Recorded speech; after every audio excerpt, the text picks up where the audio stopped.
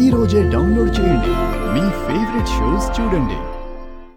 బాధ్యత గల పౌరుడిగా జనాలు అమాయకంగా డబ్బుకి లొంగిపోకూడదు, మోసపోకూడదు అనే నేనిలా చేశాను. అయినా నాలాంటి యువకులే కదా అడ్డదారుల్లో అందలమెక్కాలనుకున్న ఇలాంటి వాళ్ల అవినీతి చర్యల్ని అడ్డుకోవాలి, పునాదులతో సహా పెకిలించాలి. అమ్మా, మన దేశాన్ని మనం కాపాడుకోవాలి అంటే బార్డర్కెళ్ళి డ్యూటీ చేయాల్సిన అవసరం లేదమ్మా. నేనున్న చోటే నా బార్డర్ ఇలా మొండిగా స్పందించడమే నా డ్యూటీ. ఏమ్మా, నీ కొడుకిలా ఉండడం తప్పా చెప్పు?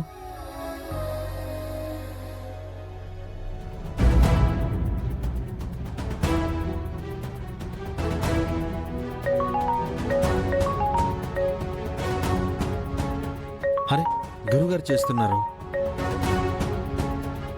గురుగారు, నన్ను క్షమించండి. క్షమించాలా? నిన్న దేనికి వెంకీ?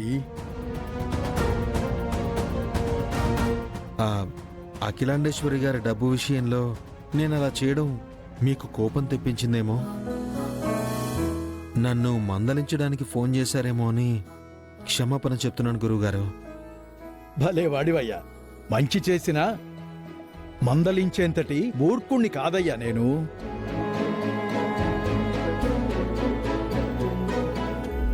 నువ్వు చేసిన పనికి నేను గర్వపడుతున్నానయ్యా.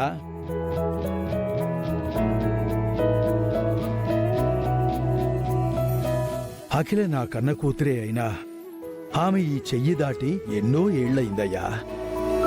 తండ్రిగా నాడు తన తప్పటడుగుల్ని సరిచేయగలిగానే గాని ఇప్పుడు నాకంతటి శక్తి లేదయ్యా.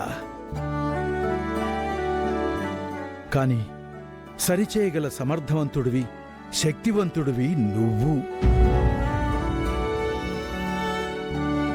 నీలాంటి సరైనోణ్ణి ఎప్పటికైనా నాకు భుజం తట్టాలనే ఉంటుంది కాని తిట్టాలని ఎలా ఉంటుందయ్యా చెప్పు?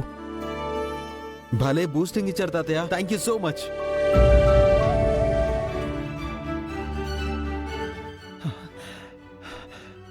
తాతయ్య,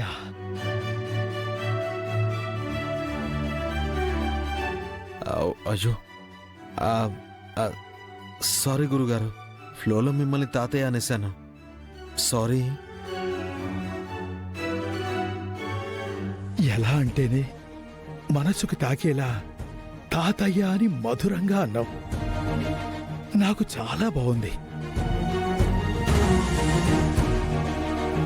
త్వరలో నీ పద్దుని నీకిచ్చి పెళ్లి చేసి నిన్ను మనవణ్ణి చేసుకుంటాను. అప్పుడు ఎప్పటికీ నువ్వు నన్ను తాతయ్య అనే పిలవచ్చు. మీ మనసుకి తాకిన ఆ మాట నోరు జారి వచ్చింది కాదు మావయ్య గారు.